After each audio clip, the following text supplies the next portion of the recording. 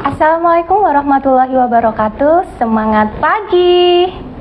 Bersama saya Aprilia Trianggrani di Pojok PKRS. Podcast Jelajah Kesehatan Keren Promosi Kesehatan Rumah Sakit RSUD Dr. Muhammad Saleh Kota Probolinggo. Hari ini kita akan membahas salah satu penyakit yang biasa disebut dengan the silent killer, yaitu diabetes mellitus atau biasa dikenal dengan penyakit gula darah yang tinggi. Nah, kenapa kita membahas tema satu ini? Karena meskipun kita sering mendengar penyakit ini atau penyakit ini sudah tidak asing lagi di telinga kita, akan tetapi masih banyak di masyarakat luas yang masih belum benar-benar paham apa itu diabetes, bagaimana gejalanya, serta bagaimana cara mencegah dan pengelolaannya di dalam kehidupan sehari-hari. Baiklah, untuk mempersingkat waktu, kita akan bahas bersama-sama langsung dengan narasumbernya. Telah hadir bersama kita Dr. Erika Arisandi, seorang narasumber yang sangat-sangat keren dan sangat inspiratif sekali. Beliau adalah salah satu dokter spesialis penyakit dalam di Rumah Sakit RSUD Dr. Muhammad Saleh Kota Probolinggo. Selamat siang, dokter. Siang, Mbak Alfi. Gimana kabarnya, dokter? Alhamdulillah, baik. Alhamdulillah. Baik, Sobat PKRS, podcast ini disiarkan secara langsung di medsos Instagram RSUD Dr. Muhammad Saleh. Untuk pertanyaan yang akan masuk akan dijawab langsung oleh narasumber kita. Kita maju, iya dokter? Oh, Mbak Alfi. Dokter, mungkin untuk membuka closing, bisa dijelaskan dokter, sebenarnya diabetes itu apa sih dokter? Ya, diabetes banyak ya pasien kita yang diabetes ya. Jadi kalau di Poli itu kayaknya harinya bertambah ya. Jadi hampir berapa ya? 70% tuh pasiennya diabetes ya. Jadi diabetes itu merupakan kelainan metabolik, Mbak Afi, yang ditandai dengan peningkatan gula darah. Nah, orang nyebutnya kan gula darah ya. Kalau kita di medis glukosa. Ya, kenapa kok gula darah jadi tinggi? Karena ada dua, Mbak Afi. Insulinnya kurang atau insulinnya ada tapi tidak bisa untuk memasukkan gula. Jadi namanya sensitivitasnya berkurang. Nah, insulin ini sebagai catatan yang memproduksi namanya pankreas. Jadi organ pankreas itu kalau dilihat nih, jadi ini lambung, di belakangnya itu ada namanya pankreas. Nah, pankreas ini yang sebagai organ penghasil insulin. Jadi kalau pankreasnya berkurang untuk memproduksi insulin, gula darah jadi akan tinggi. Jadi mungkin saya kasih ini ya biar sobat saya juga dapat gambaran ya. Jadi glukosa ini merupakan sumber energi utama ya. Jadi dia diperlukan yang terutama organ-organ penting kayak otak, jantung, otot, ginjal, itu butuh energi untuk bisa bekerja. Lah, energi itu didapat dari glukosa itu tadi. Lah, glukosa biar bisa jadi sumber energi, dia itu harus masuk ke dalam sel.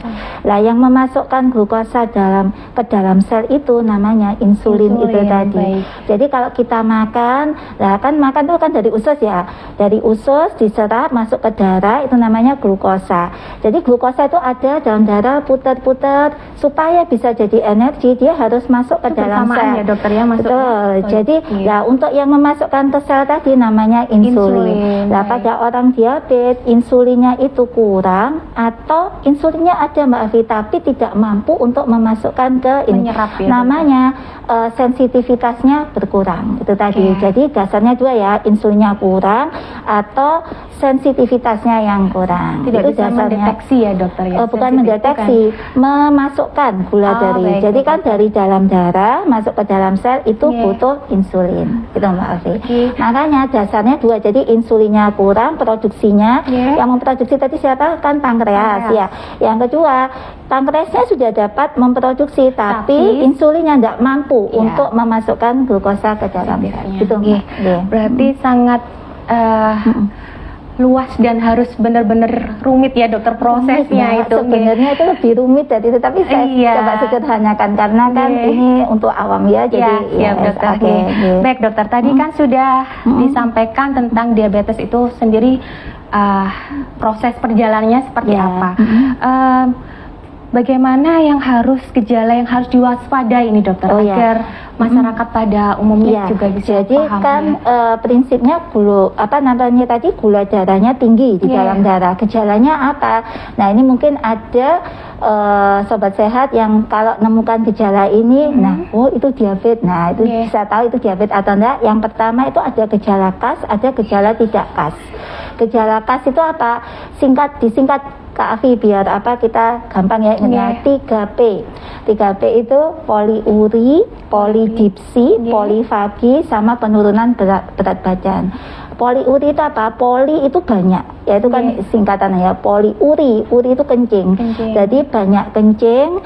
Kalau polidipsi, poli banyak ya. Polidipsi itu minum. Jadi banyak minum. Terus polifagi itu makan, jadi banyak makan tapi berat badan turun. Jadi ini gejala khasnya banyak kencing, terutama malam hari, sering kencing malam hari, kemudian sering haus, kemudian makannya banyak tapi penurunan berat badan. Itu gejala khas. Ada gejala tidak khas. Gejala tidak khas itu kayak kesemutan, geringging, kayak orang Madura ya, iya kebas atau nyok-nyok. Apa ya istilahnya Maduranya ya untuk geringging itu ya? Geringging ya, tetap ya. Seperti ditusuk-tusuk, panas, kayak wedangan tuh kalau orang Jawa. Gejala di tangan, di kaki, ya itu gejala yang tidak khas. Yang kedua gatal-gatal, jadi tidak ada sakit kulit, tidak ada apa, moto-moto gatal-gatal gitu ya. Kemudian yang ketiga luka tidak sembuh-sembuh. Jadi kalau punya luka tapi kok nggak sembuh-sembuh, coba periksa gula darah. Kemudian bisul hilang timbul. Kemudian panjangan kabur, terus ngantuan mungkin ya tuh. Tapi kalau ini musim hujan gini jadi ya harus cek gula darah Pak Abi. Terus habis itu ini mudah lelah. Kemudian kalau untuk cowok-cowok nih, bapak-bapak itunya tidak bisa berdiri. Nah, itu apa ya? Kayak disfungsi ereksi ya. Jadi itu patut diwaspadai, coba cek gula darah. Jadi kalau ada gejala khas tadi ya, tak ulangnya 3P ya.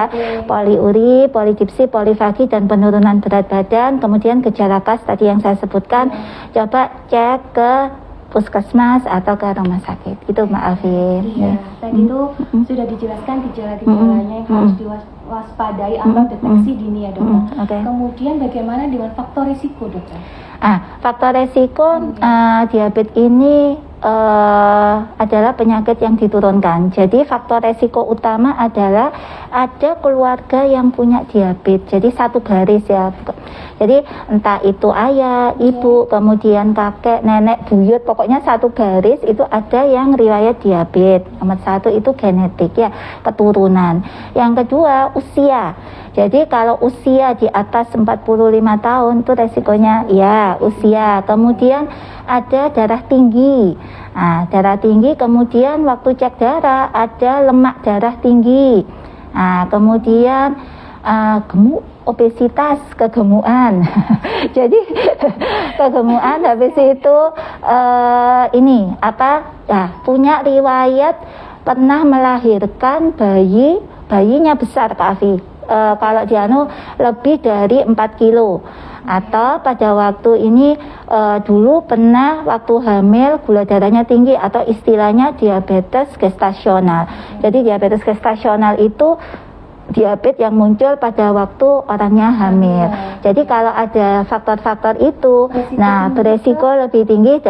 Jadi tadi ya saya ulang ya, genetik. Jadi kalau bapak ibunya ada yang diabetes atau kakek, buyut dan sebagainya, itu harus ekstra hati-hati waspada ya.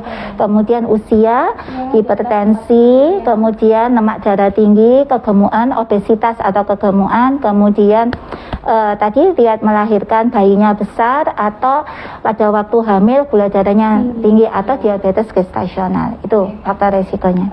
Kalau penyakit jantung sendiri dokter, apakah bisa beresiko kita terkena diabetes atau kebalikannya diabetes? Kebalik Kak, itu nanti masuk ke komplikasi Kak. Jadi itu dulu ya dokter ya? Iya, diabetes dulu, bukan sakit jantung menyebabkan diabetes. Kebalik Kak Afi. Jadi diabetes merupakan komplikasinya nanti bisa ke jantung. Betul. Nanti kita mungkin pas komplikasi ya Kak Afi ya nanti. Ya. Lalu bagaimana cara penegakan dari diabetes mellitus itu sendiri, dokter, untuk menegakkannya biar Oh ya. pasti, dokter? Jadi itu kan tadi kalau misalnya ada yang tanda-tanda Ya, tadi ya, gejala-gejala. jadi ada gejala tadi, ada kas, tidak kas. Nah kalau ada salah satu, salah dua atau salah banyak ya, itu dipastikan dengan pemeriksaan laboratorium. Minimal berapa, dokter? Enggak ada minimalnya karena tiap orang beda-beda Kak Afi. Jadi kalau ada tadi ada gejala kas dan gejala tidak kas, salah satu, salah dua atau salah banyak, nah itu dikonfirmasi sama hasil laboratorium. Jadi kalau loh iya ya aku kok sering geringgingan, aku kok ngantuan atau ini ya tadi yang gejala Banyak tapi betul, lu kok sering pipis sih. Nah itu coba saya cek darah itu untuk konfirmasi apakah benar diabetes atau enggak. Karena yang saya sebutkan gejala kas dan itu milik penyakit lain juga ada Kak Afi. Jadi untuk menegakkan diagnosa kita harus konfirmasi sama pemeriksaan laboratorium. Nah apa aja yang diperiksa? Nah ini pertama gula darah puasa. Gula darah puasa berapa jam, dokter? 6 sampai 8 jam ya Kak. Dan ini yang mestinya saya ini ya, banyak orang-orang tuh nanti puasanya pagi terus ceknya siang. Enggak ya, yang bagus itu pemeriksaannya jadi puasanya malam hari, ceknya pagi hari. Karena kalau siang hari itu masih nanti terancu sama ada hormon stres, dia ada ini nanti ikut mempengaruhi hasil gula darah. Jadi makan terakhir jam 10 malam sampai pagi diambil darahnya. Jadi itu masih fresh Kak Afi. Jadi hormon stresnya enggak banyak ini. Iya betul. Terus habis jadi gula darah puasa dikatakan diabetes kalau lebih dari sama dengan 126. Jadi lebih dari 126 berarti 126 ikut. Ya, jadi kapan dikatakan kalau 125 itu sudah tidak masuk. Jadi lebih dari sama dengan 126. Puasa loh ya ini ya. Nah, jadi kalau ada sobat sehat cek darah ternyata gula darah puasanya 150 normal atau enggak Kak Afi? Ya normal. Loh, 150 gula darah puasa loh Kak Afi. No 150. Ya berarti nggak normal. Ya itu soalnya jadi kalau ada orang ini, dok gula darah ini normal atau enggak? Lihat dulu keadaannya puasa atau tidak puasa. Jadi dikatakan diabetes kalau gula darah puasanya lebih dari sama dengan 126. Jadi kalau 150, 200 berarti gula darah puasanya tinggi. Oke. Apa perlu itu dokter? Dikembali lagi 2 jam setelah kita makan. Itu ada istilahnya saya pernah dengar 2 jam PP. Iya, ini belum selesai Kak Afi. Oh, belum selesai. Jadi pertama ya kriteria laboratoriumnya gula darah puasa lebih dari sama dengan 126, kemudian 2 jam postprandial atau dia diberi minum glukosa sebanyak 75 gram. Jadi dibebani glukosa, jadi disuruh minum air gula biasanya 75 gram atau makan biasa ya. 2 jam setelah itu dicek, itu dikatakan diabetes kalau lebih dari sama dengan 200. Nah itu pembeban, itu namanya tadi Kak Afi bilang 2 jam PP ya. Terus yang ketiga itu gula darah acak. Gula darah acak itu enggak ada makan, enggak ada apa, pokoknya saya mau periksa gula darah. Kalau ditemukan lebih dari sama dengan 200 itu sudah masuk kriteria diabetes. Terakhir HbA1c. Nah HbA1c nya apa? HbA1c itu adalah rata-rata kadar gula darah 3 bulan ke belakang. Sebelumnya ya. Jadi kadang orang itu gini Kak Fi, kalau mau periksa ke dokter itu dia itu tarak dulu dokter. Betul. Jadi bisa nggak makan 1 minggu. Jadi hati-hati makanya. Akhirnya begitu dicek, bagus, dokternya senang, orangnya juga senang. Tapi biasanya saya konfirmasi. Jadi walaupun gula darah waktu diperiksa tadi acak misalnya bagus, ternyata HbA1c-nya 11 gitu ya. Udah itu pencitraan Kak Afi. Jadi batas toleransinya berapa dokter? HbA1c itu dikatakan diabetes kalau lebih dari sama dengan 6,5. Sama dengan 6,5 juga sudah ya masuk. Jadi HbA1c normal itu kurang dari 5,7. Jadi kalau HbA1c Kak Afi 5,4 normal Kak Afi ya. Jadi itu menggambarkan rata-rata kadar gula darah 3 bulan ya. Jadi gambarannya gimana sih? Gambarannya kalau kita setiap hari dicek ya gula darah, kemudian ditambahkan dibagi 3 bulan, itu hasilnya HbA1c. Kita nggak tahu gula darah sehari-harinya orang kan nggak tahu ya. Tapi kita punya angka 3 bulan kan angkanya sama, kemudian HbA1c-nya ada.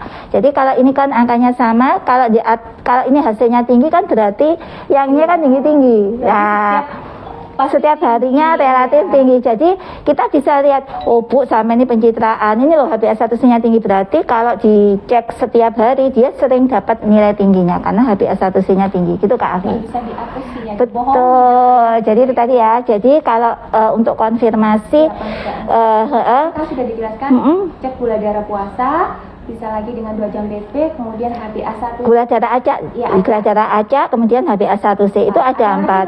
Ada lagi Kak Afi. Jadi untuk nilainya ya mungkin biar sobat ini, jadi gula darah puasa lebih dari sama dengan 126. Yang 2 jam BP tadi lebih dari sama dengan 200. Acak juga sama, lebih dari sama dengan 200. HbA1c lebih dari sama dengan 6,5. Nah, ini tadi ada pemeriksaan tambahan Kak Afi. Ini untuk sekedar tahu ya, nice to know ya. Kan tadi saya sudah sebutkan kalau ini tadi ada tipe-tipe diabetes, mungkin juga ya, diabetes sebenarnya ada beberapa tipe Kak Afi, ada DM tipe 1, DM tipe 2, kemudian tadi kita singgung DM gestasional. Nah, apa sih DM tipe 1 atau DM tipe 2? Ini kita bisa bedakan dari pemeriksaan namanya C-peptide. C-peptide itu kalau didapatkan hasilnya kurang dari 0,1 itu masuk DM tipe 1. Apa bedanya DM tipe 1 tipe 2? DM tipe 1 itu biasanya pada usia yang relatif muda Kak Afi. Jadi tipe 1 ya Dok? Iya, tipe 1 itu biasanya karena autoimun. Jadi sel pankreasnya tadi kan yang menghasilkan itu tadi ya. Pankreas, organnya ada selnya namanya sel beta. Nah, sel betanya benar-benar rusak yang diakibatkan oleh autoimun. Jadi benar-benar tidak ada produksi insulin sama sekali. Makanya nama lainnya DM tipe 1 ini adalah insulin dependent diabetes mellitus atau IDDM. Nah, kalau yang DM tipe 2 itu biasanya pada orang pertengahan biasanya Kak Afi. Jadi itu insulinnya masih ada produksi walaupun sedikit-sedikit. Jadi masih bisa menggunakan obat minum. Kalau yang DM tipe 1 sudah tidak bisa karena dengan insulin. Jadi makanya dia tergantung insulin Kak Afi. Seumur hidup tidak ada Kak Afi. Karena benar-benar kalau obat itu ada beberapa obat yang dia itu kerjanya merangsang sel pankreasnya tadi untuk menghasilkan insulin. Nah, kalau DM tipe 1 benar-benar rusak, tidak ono sing dirangsang Kak Afi. Jadi tidak bisa menggunakan obat pada DM tipe 1. Nah, itu tadi kadang kita tuh ya sekarang kan karena lifestyle-nya kita kayak gini jadi banyak junk food, kemudian kemana-mana lah ya, jarang jalan, sepedaan, olahraga, exercise juga enggak ini. Makanya sekarang kan tadi saya ngomong DM tipe 2 biasanya muncul pada orang-orang yang masih usianya pertengahan toh. Sekarang lebih muda Kak Afi, jadinya kan kita bingung bedakannya ini DM tipe 1 atau DM tipe 2. Makanya bisa dilihat dari pemeriksaan C-peptide itu tadi. Makanya C-peptide itu tadi untuk kita membantu kita untuk membedakan ini DM tipe 1 atau DM tipe 2. Terus ada satu lagi yang tadi kan ada 2 Kak Afi. Kalau insulinnya kurang atau produksinya kurang atau resisten insulin. Jadi dia ada tapi tidak kerja, itu namanya resisten insulin. Nah, itu bisa diperiksa dengan namanya HOMA R atau HOMA B. HOMA B itu singkatan beta pankreas tadi. Jadi untuk melihat HOMA B itu sampai sel beta pankreas tadi tinggal berapa sisanya yang bisa menghasilkan insulin. Nah, itu tadi kan kalau DM tipe 1 kan benar-benar habis ya. Jadi kalau itu bisa membedakan kalau kurang dari 70% berarti biasanya DM tipe 1. Kalau masih di atas itu DM tipe 2. Yang HOMA R itu resisten. Tadi untuk melihat insulinnya ada, resistensinya banyak atau enggak, itu bisa dilihat dari HOMA R. Jadi itu tambahannya C-peptide, HOMA R atau HOMA B. Itu Pak Ari. Kalau misalnya diabetes karena keturunan Dok, diturunkan itu kategori yang 1 atau 2 dok? Atau perlu pemeriksaan yang tadi dokter sebutkan? DM tipe 2 Kak Afi. Iya. Walaupun dia usianya masih kecil ya bayi dok. Duh, itu gini Kak. Tinggi dok. Iya, Kak Afi. Yang tadi kan DM tipe 1, DM tipe 2 ya. DM tipe 1 itu karena autoimun biasanya Kak Afi. Lah, autoimun sendiri itu juga diturunkan Kak Afi. Jadi untuk memastikan ini DM tipe 1 atau DM tipe 2, kembali lagi tadi kita untuk memastikannya pemeriksaan yang namanya C-peptide tadi itu Kak Afi untuk ininya. Kalau untuk secara secara klinis tidak bisa Kak Afi, atau pemeriksaan gula darah sama-sama gula darahnya tinggi. Jadi kita tuh bingung ini tipe 1 atau tipe 2, tadi itu pemeriksaannya C-peptide. Hubungan dengan pengobatannya ya dok ya. Betul, ini menggunakan insulin. Jadi kalau Kak Afi ada DM tipe 1, Kak Afi kasih obat nggak bisa Kak Afi karena mempan ya dok. Iya betul. Jadi malah nanti resiko biasanya Kak Ade, nanti kita lihat komplikasi ya. Jadi kalau gula darahnya tinggi terus akhirnya gula darah itu kayak racun gitu. Jadi keracunan. Biasanya kebanyakan DM tipe 1. Nah, seharusnya menggunakan insulin, dia nggak menggunakan karena dia kan pakai seumur hidup, jadi bosen kan, mulai cilik-cilik disontek-sontek gitu, jadi dia akhirnya bosen memutuskan untuk stop, makanya itu tergantung betul Kak Afi. Waduh, kalau melihat pendengaran dokter ini benar-benar horor banget ya dokter. Bagaimana cara mencegah dokter ya? Sebenarnya mencegah diabetes itu kalau masyarakat atau sobat ini mungkin jangan minum yang manis-manis. Mungkin ada yang lebih tepat dokter. Pencegahannya itu bisa dilakukan seperti apa contohnya? Ya, jadi baik sudah punya diabetes atau tidak punya diabetes itu sama ya Kak Fia. Jadi itu kan tadi ada beberapa faktor resiko tadi ya. Jadi walaupun tidak punya diabetes, kalau usia sudah di atas 40, kurangi sesuatu yang manis-manis Kak Afi. Jadi kamu dokter Erika setiap hari ini gimana? Cukup senyummu Kak Afi yang manis, jangan darahmu ya Kak Afi. Jadi yang manis hanya senyumnya aja ya. Jadi apa namanya, gula darah itu punya bestie ya, kalau istilahnya anak-anak saya, sahabatnya itu tadi. Jadi selain manis juga asin Kak Afi, ngurangi asin-asin, terus makanan yang berlemak, gorengan, santan-santan itu dikurangi Kak Afi. Yang kedua, rajin olahraga. Nah ini di zaman yang ini ya, orang banyak males jalan kemana-mana pakai motor, apalagi ada motor listrik, waduh sudah wes. Jadi olahraga, kemudian hindari stres. Nah, hindari stres itu ada dua Kak Afi, ada fisik sama pikiran. Nah, tidak boleh terlalu capek. Kemudian kalau menghadapi masalah, ya jangan nemen-nemen lah. Ya mikir tapi jangan nemen-nemen, karena hormon stres itu dikatakan bisa naikkan gula darah Kak Afi. Jadi dia itu kerjanya berlawanan dengan insulin. Jadi kalau kita hormon stresnya tinggi gara-gara mikir, emosi, banyak kerjaan, istirahatnya kurang. Nah, ya ini yang orang-orang sering lupa. Kadang gini, dokter saya itu sudah tidak makan apa-apa, sudah tidak apa namanya, obat juga teratur, tapi kenapa gula darah masih tinggi? Dia lupa faktor stres ini Kak Afi. Karena begitu hormon stres tinggi, hormon stres tadi dia akan menghalangi insulin untuk memasukkan gula darah. Makanya walaupun sudah minum obat, nah hormon stresnya tinggi, gula darah relatif susah untuk diturunkan. Jadi itu tadi ya, hindari stres. Kemudian yang terakhir, jangan gemuk-gemuk.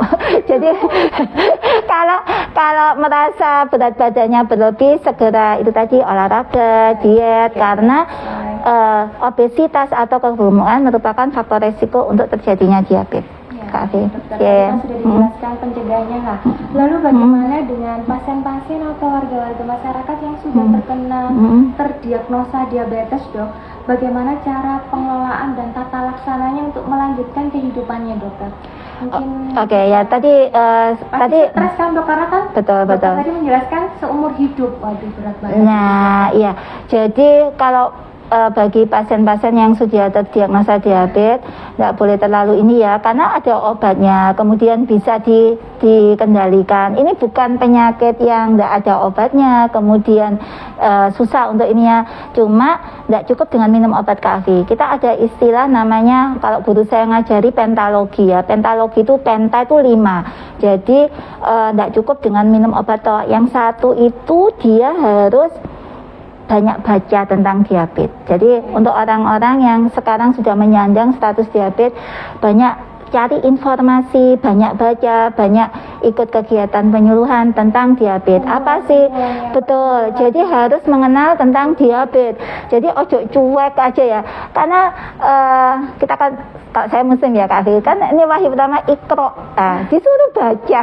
Jadi karena orang yang berilmu itu beda ya sama dengan yang lain. Jadi ikro, baca. Jadi harus mengenali diabetes itu ya apa sih, orang diabetes itu harus minum obat teratur, kemudian makannya gimana, itu dia bisa dapat dari baca. Jadi nomor 1 tata penyuluhan atau edukasi atau baca ya. Yang kedua itu diet. Nah, diet ini itu tadi kan kita sudah sini ya, makanan nggak cukup dengan manis-manis, goreng-goreng, santan-santan. Bestinya diabetes yaitu garam, kemudian lemak-lemak itu juga harus dikurangi. Kemudian ada istilahnya untuk diet ini 3J, jadi jenis, jadwal, sama jumlah. Nah, jadi nggak usah iki oleh nggak usah mikir gitu Kak Afi. Apa yang ada dimakan, cuma harus tahu nek rime gak plong Kak Afi. Itu boleh lo makan, tapi harus tahu kapan berhentinya. Jadi tadi jenis, jumlah, jadwal itu yang diperhatikan. Itu untuk diet ya. Kemudian olahraga, exercise nomor 3. Jadi walaupun sudah mengurangi makan, tapi nggak olahraga mager gitu ya Kak Afi. Nggak bisa. Karena olahraga itu dikatakan bisa membantu penurunan gula darah. Itu tadi karena dia akan meningkatkan sensitivitas insulin. Tadi kan ada produksinya kurang atau sensitivitasnya yang berkurang. Olahraga dikatakan bisa meningkatkan sensitivitas insulin. Makanya orang-orang diabetes yang olahraga ini hati-hati pada waktu mau olahraga harus ada makanan atau sangu permen ya Kak Afi. Kadang ada, saya pernah punya pasien Kak Afi, ini nyata ya, dia itu rajin saking pinginnya gula darahnya turun. Jadi olahraga itu dia sepedaan itu sampai jauh, kemudian ekstrim banget. Iya, lah akhirnya dia pingsan. Kenapa? Karena dia exercise itu akan menurunkan gula darah, sehingga terjadi turun Kak Afi. Makanya orang yang olahraga, orang diabetes terutama ya, ngesai permen Kak Afi, ngesai permen atau bawa snack-snack. Kan sekarang banyak snack yang untuk orang diabetes itu ya, jadi yang low kalori itu disai, jadi biar mencegah terjadinya hipoglikemi. Karena kadang begitu semangatnya lupa sampai sepeda berapa kilo gitu ya, akhirnya pingsan coba. Itu karena terjadi hipoglikemi. Yang keempat itu baru menggunakan penurun gula, baik itu bisa dengan obat atau insulin, itu tadi ya, tergantung nanti penilaian dokter ya. Jadi bisa dimulai insulin dini atau dimulai obat dulu, itu tergantung individual. Tapi kalau untuk DM tipe 1 yang saya sebutkan tadi harus nggak ada tawar-tawaran, harus insulin. Selain diabetes tipe 1 itu yang nggak boleh tawar-tawaran itu ibu hamil. Ini ya, mungkin kalau ada orang diabetes kemudian hamil, pada waktu sebelum hamil dia menggunakan obat, langsung begitu hamil harus diganti insulin. Karena dikatakan obat anti diabetes itu teratogenik. Teratogenik itu mengganggu janinnya, apalagi kalau usia kehamilannya masih usia muda ya. Jadi nggak boleh menggunakan obat diabetes. Jadi harus ganti change ke insulin. Jadi yang wajib menggunakan insulin tadi diabetes tipe 1 sama ibu hamil itu harus pakai insulin. Betul ya.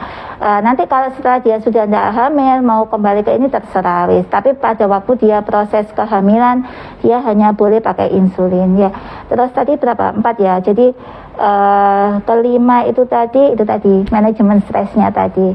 Oh, ada satu lagi yang mungkin jarang ya, cangkok pankreas Kak Afi. Jadi kalau nah kan pankreasnya kan sudah enggak ini, jadi diganti. Jadi tata laksana terakhir itu tadi, jadi ada 6 ya. Tadi kan kalau guru saya ngajari penta itu 5. Jadi ada penyuluhan, edukasi tadi, diet, kemudian exercise, kemudian obat ya, obat atau insulin. Kelima manajemen stres, yang keenam cangkok pankreas. Jadi tadi mungkin tambahan dari saya yang stres tadi, manajemen stresnya harus bagus, baik secara fisik maupun stres pikiran harus dikendalikan. Itu sih Kak Afi. Dari penjelasan dokter satu yang saya tangkap. Apa? Baca, memang harus. Oh ya, Iqra. Ya, wahyu pertama itu Iya, Iqra. Iqra. Jadi memang harus baca. Tapi pasien sekarang itu keinginan bacanya berkurang ya. Banyak. Mungkin ini ya bisa diganti ke TikTok ya kayak gini-gini nih ya mungkin ya. Jadi biar karena baca ini jadi banyak tentang edukasi, banyak ikut kegiatan tentang ini ya, betul. Pulang mungkin dokter. Betul Kak Afi. Saling sharing jadi Benar.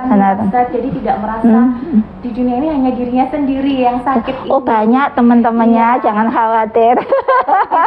Oke. Baik, dokter, dari banyak penjelasan dokter pasti ada salah satu atau salah banyak komplikasi yang diakibatkan dari sakit diabetes ini. Oh ya, ya ini yang pasien juga wajib tahu karena diabetes itu tadi ya Kak Afi bilang the silent killer, nggak mesti timbul keluhan Kak Afi. Jadi biasanya orang-orang itu baru tahu itu setelah gula darah tinggi banget. Jadi sebenarnya dia jauh dari itu sebenarnya sudah mulai prosesnya Kak Afi. Jadinya komplikasi itu dibagi dua. Jadi ada yang akut, ada yang kronis. Akut itu tiba-tiba Kak Afi. Jadi gini ya ngomong-ngomong enak gini marah-marah sesek, kemudian nyeri dada atau apa, itu komplikasi akut. Jadi ada parameter waktunya dokter? Akut itu mendadak pokoknya Kak Afi. Jadi nggak ada waktunya. Jadi tiba-tiba enak gitu, tiba-tiba lu kok sesek, kemudian ini itu namanya kemudian tiba-tiba tidak sadar, itu komplikasi akut. Ada yang kedua itu komplikasi kronis. Komplikasi kronis itu pelan-pelan, jadi waktunya, jadi itu tadi orangnya enggak kerasa sampai enggak kerasa, jadi pelan-pelan berogoti sampai pada titik tertentu dia baru mulai timbul keluhan. Itu namanya kronis. Kita bicarakan akut ya. Kalau yang untuk komplikasi akut atau mendadak ini dibagi dua Kak Afi. Ada hipo itu ngedrop gula darahnya atau malah ketinggian hiper. Nah, hipo itu rendah, hiper itu tinggi banget. Jadi kalau hipo itu tadi gula darahnya ngedrop Kak Afi. Jadi kan tadi gula darah normal kan sekitar gula darah puasa kan dikatakan diabetes 126 ya. Itu sampai 30, 50 di bawah 100 lah Kak Afi. Akhirnya karena gula darah itu adalah makanannya otak. Jadi otak itu tidak bisa 5 menit tanpa gula itu dia tidak bisa. Makanya jadi terjadi penurunan kesadaran. Namanya hipoglikemia. Sampai tidak sadar. Biasanya yang bahaya itu pada waktu malam. Jadi bangun tidur kok gak bangun-bangun, biasanya subuh bangun kok enggak ini. Betul. Jadi itu namanya hipo ya. Jadi itu akut Kak Afi. Jadi berangkat tidur enggak apa-apa. Kemudian kok gak esok dibangunkan. Nah, itu namanya akut Kak Afi. Kemudian selain hipo tadi ada hiper. Hiper itu dibagi 3. Ada namanya ketoasidosis atau keracunan gula darah ya. Kemudian ada yang namanya hong itu mungkin sekedar tertawa aja ya. Jadi gula darah tinggi sampai dia kejang, tidak sadar, itu hiper. Jadi ada hipo sama hiper, itu untuk yang akut. Yang kronis itu kan pelan-pelan ya. Nah ini yang banyak dikeluhkan pasien-pasien biasanya itu tadi dibagi 2 juga. Jadi ada namanya kena pembuluh darahnya, kayak matanya kabur, itu ya retinopati, kemudian jantung koroner, kemudian bisa stroke, terus kena ke ginjal, kemudian itu yang kena pembuluh darah ya. Atau ini amputasi ya, jadi kaki bosok Kak Afi, jadi kayak luka yang nggak sembuh akhirnya diamputasi itu karena kualitas pembuluh darah itu jelek Kak Afi. Jadi ibaratnya kalau jalan ini ya, jalan itu gronjal, mari ngono cilik sempit, itu gambaran pembuluh darah pada pasien diabetes. Nah, makanya komplikasi kronis tadi kena pembuluh darahnya itu tadi ya, bisa stroke, jantung koroner, ke ginjal sama ke mata dan sebagainya. Itu yang untuk pembuluh darah. Kemudian kena sarafnya tadi kita sudah bahas ya tadi ya, geringging, kayak ditusuk-tusuk, itu kena ke sarafnya. Ada lagi yang kena ke saraf itu kan ada saraf perifer sama saraf otonom. Saraf otonom itu kayak ini, dia mual, muntah, kena ke lambungnya, atau istilahnya gastropati diabetik. Jadi dia mual, muntah, mari ngono sering diare, atau malah nggak bisa ngengek, konstipasi.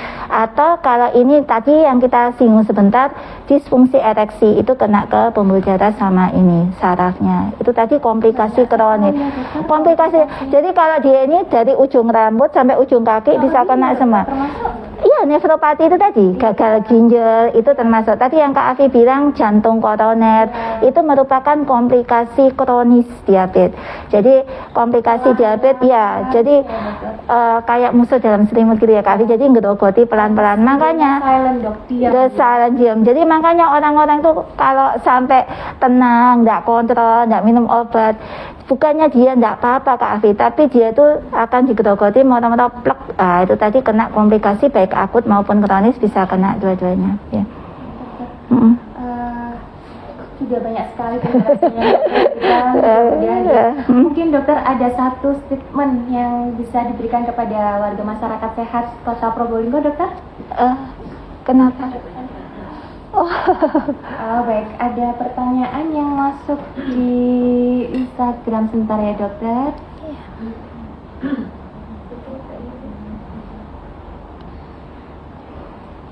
Ini yang tanya diabetes atau enggak ya, itu harus semoga enggak, atau keluarganya punya diabetes mungkin ya. Iya.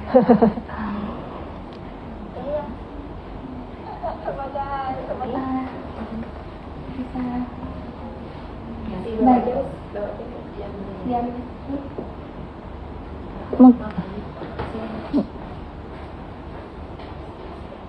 Atau dibawa aja ya. Izin ya dok, ada pertanyaan ini dokter dari Puji 81 dok. Dok, izin bertanya, bila gula darah lagi tinggi, apakah asupan karbohidrat harus dikurangi? Soalnya kalau gula darah sedang tinggi biasanya lapar terus. Wah, ini maju salam dok. Iya. Gimana nih dok? Iya, memang ini kan tadi kembali lagi ke pertanyaan saya nih dok. Kembali lagi ke itu tadi Kak Afi, karena dasarnya adalah gula darah itu kan karbohidrat, jadi pasti harus dikurangi Kak Afi. Cuma biasanya menguranginya nggak boleh langsung ya, karena akhirnya ini jadi pelan-pelan. Tapi jadi gini, misalnya makan biasanya 1 piring ya, mungkin dikurangi 1 piring tadi misalnya 10 sendok ya, dikuranginya pelan-pelan jadi 9 sendok, kemudian karena 8 sendok, bertahap. Jadi nggak boleh langsung saklek ya. 10 sendok, 9 sendok, gimana tubuh kita ini dok ya? Betul. Nah, ini kalau makan banyak karbohidrat memang akan sering lapar, makanya diganti yang diganti seratnya yang diperbanyak Kak. Jadi biar awet ini rasa kenyangnya. Jadi pilih makanan-makanan yang berserat tinggi. Jadi sebagai penggantinya. Kayak buah, sayur gitu, itu yang diperbanyak. Jadi atau ikannya yang ini, bukan nasinya Kak Afi. Kan kalau orang Indonesia kebalikannya. Jadi ya mahal dok daging, waduh nggak bisa ngomong Kak Afi. Jadi kalau misalnya kita kan kebalik, jadi nasinya yang banyak, ikannya yang sedikit. Nah ini sekarang dirubah. Jadi setengah porsi, ya yang itu tadi jangan langsung ya Kak Afi, karena kemampuan tiap orang beda-beda Kak Afi. Jadi dietnya itu bertahap sesuai dengan kemampuan orangnya. Dan mungkin untuk makan ini saya wanti-wanti ya, nggak boleh makan di atas jam 7 malam. Karena apa? Karena kalau makan di atas jam 7 malam akhirnya nggak ada aktivitas tidur, akhirnya itu larinya jadi lemak, kemudian jadi gula darahnya akhirnya tinggi. Betul. Makanya loh dokter, kalau malam-malam lapar gimana, apalagi hujan-hujan nih Kak Afi. Kalau biasanya sudah yang ada ya Kak di Probolinggo itu nasi goreng, kemudian mie goreng, kemudian T4, waduh. Jadi ya apa dokter, kalau malam-malam lapar pilih buah, sayur, atau pilih makanan yang punya indeks glikemik nggak tinggi Kak Afi. Indeks glikemik itu apa? Jadi dalam hitungan gram yang sama dia sedikit naikkan gula darah. Contoh ya, ini misalnya kentang itu antara digoreng sama dikukus, direbus ya.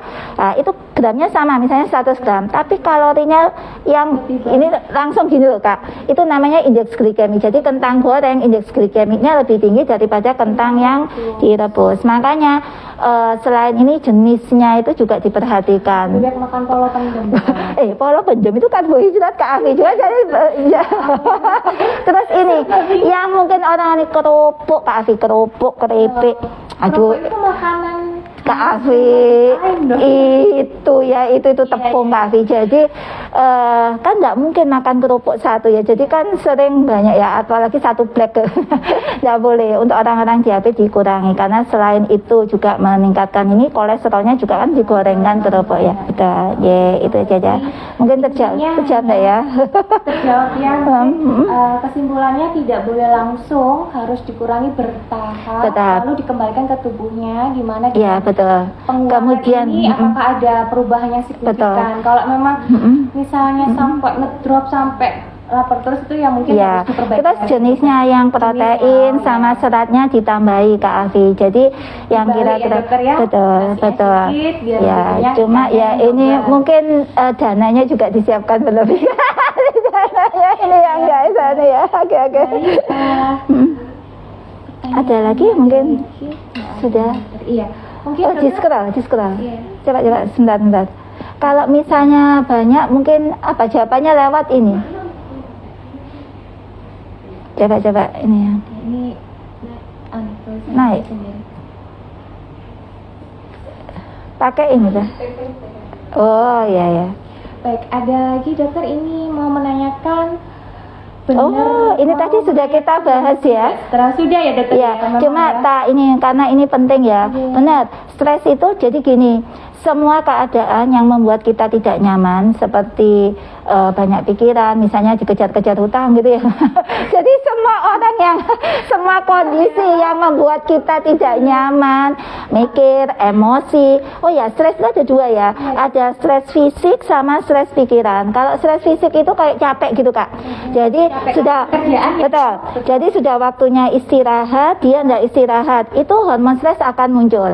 Kemudian tidur yang enggak nyenyak. Tidur yang nyenyak itu yang dikatakan berkualitas, itu sampai mimpi ya Kak Afi. Jadi mau-mau kok isu.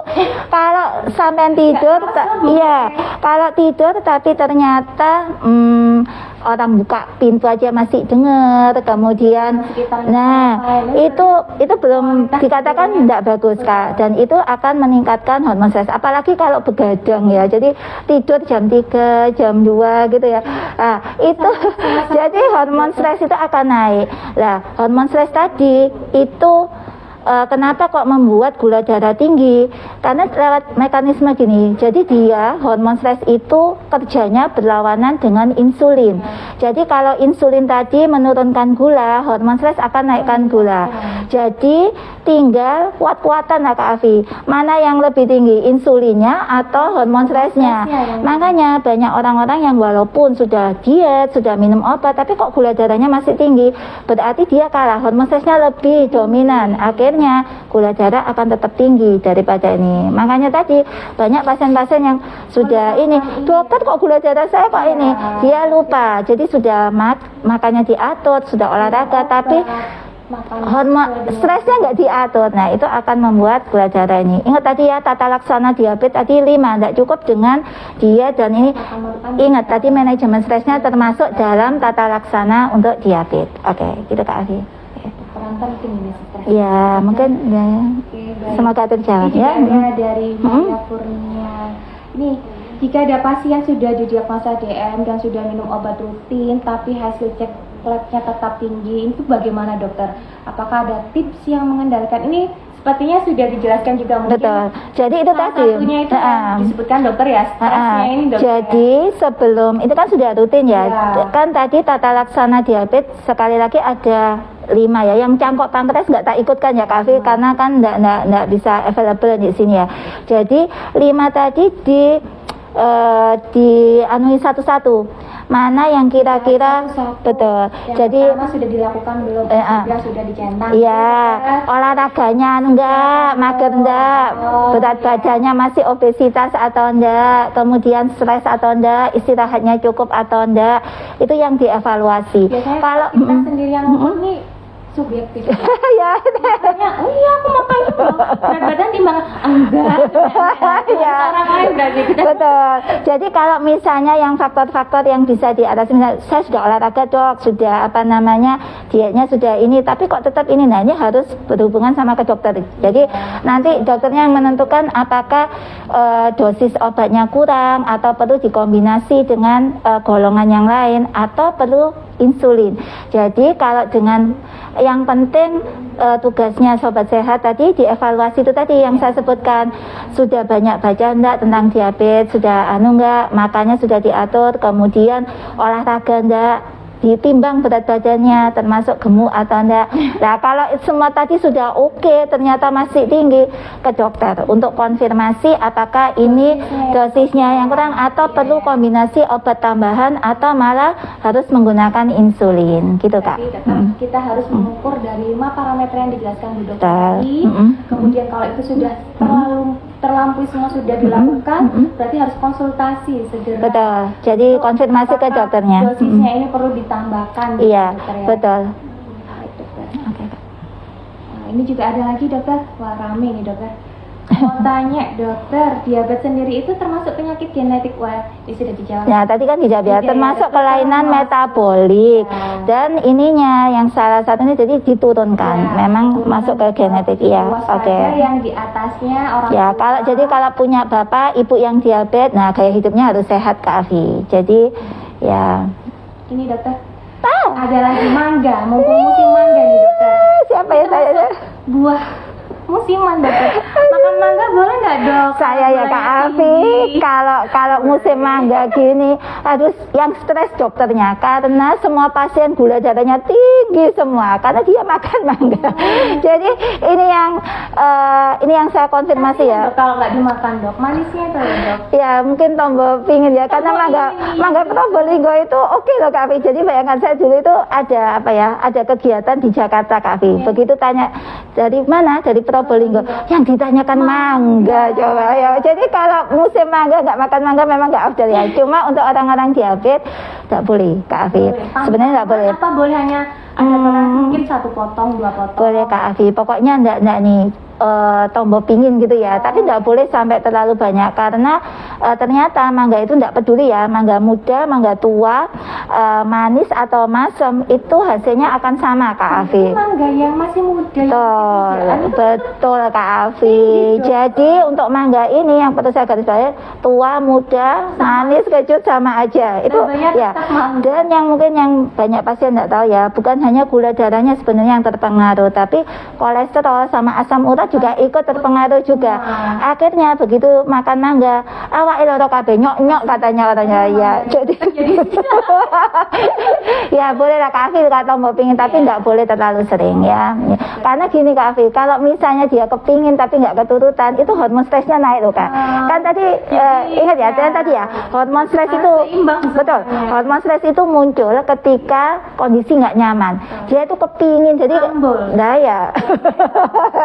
Orang di sekitarnya makan. Iya, kuncinya gini Kak Afi, asal remnya ndak blong, monggo silakan. Tapi kalau misalnya kan Gini dok, habis makan mangga minum obat. enggak boleh Kak Afi, ya, gitu ya. Ya terjawab ya itu tadi ya. Ya, oke. Baik dokter, ini sudah tidak ada pertanyaan lagi. Dokter, mungkin bisa diberikan pesan khusus, statement khusus satu untuk masyarakat kota sehat kota Probolinggo dokter tentang diabetes itu. Jadi untuk semua sobat sehat baik diabetes maupun bukan penyandang diabetes, satu ya, pola hidup sehat. Jadi punya diabetes, tidak punya diabetes, punya darah tinggi, tidak punya darah tinggi, tetap harus pola hidup sehat. Satu, kurangi apalagi kalau usianya di atas 40 Kak Afi. Jadi kurangi makanan yang manis. Kita termasuk ya dokter? Iya, ya.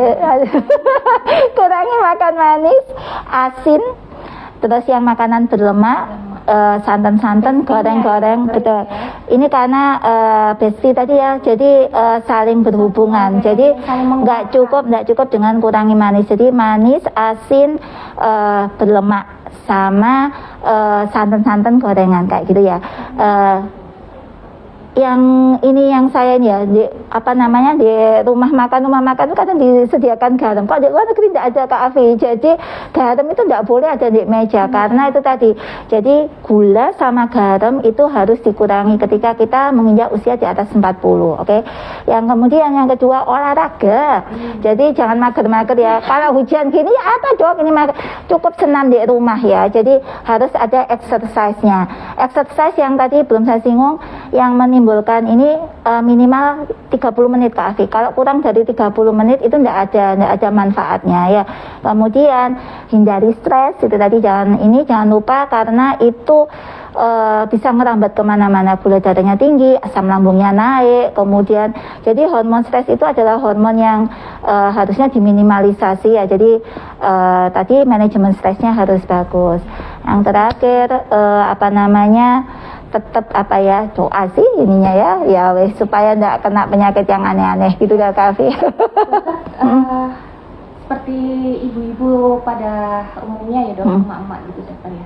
Dokter kan harus gerak, olahraga. Kalau kita olahraganya nyapu-nyapu ngepel termasuk? Tidak ada. Beda ya dokter ya. Inama malu biniat. Jadi niatnya harus olahraga. Jadi itu sering ditanyakan pasien-pasien.